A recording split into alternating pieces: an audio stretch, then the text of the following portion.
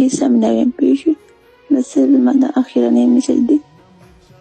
ما له ښه دې دوکه راکړه که نه، زه ښه دې په دردونو په تکلیفونو باندې پرېښم که نه، زه ښه دې په ژړا پرېښم که نه.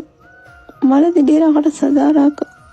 ما خو تا ته بار بار چې زما د الله سیمې ملګرو سیما خان کم چې د پښتو یو ډیره مشهوره اداکاره وه، د هغې کم مرګ چې رامخته شوی دی، د هغې نه پس چې بیا خلکو کم الزامات لګولي دي په هغې به هم لږه خبره در سره کوو، او د مرګ کم حقیقت چې دی خو تاسو سره ما په یو څو ویډیو کې شیر کړی، خو نن به بیا داسې ویم چې زیات تر خلک هغه څه وایي. نو خلک چې کم دی دا وایي چې آیا د دې کم د خاوند چې د دې و د دې سره وایي نالګي و او د هغې په نتیجه کې وایي دې داسې حرکت کړی دی لکه دا یو الزام دی. موږ چې کم پوره تحقیقات وکړه، بلکې کم فنکاران چې دي د هغو سره کم انټرویوانې چې د خلکو وشوې د هغې مطابق چې دا راغلی و پېښور ته، پېښور کې چې کم د دې د نورو کم فنکارانو هغو سره ملاقات وکړو، د هغې نه پس چې کله بیا اسلام آباد ته تله نو په لاره کې چې کم دی د دې ګاډي ټیر چې دی هغه وچاودو، او دا چې کم دی د دې ګاډی لاړو د یو ټرک سره ولګېدو، د هغه ټرک سره چې کله ولګېدو د دې ګاډی چې دی هغه په دې بل سایډ شو، یعنې الټه شو. نو چې کله الټه شو نو د هغې په نتیجه کې د دې مرګ وشو،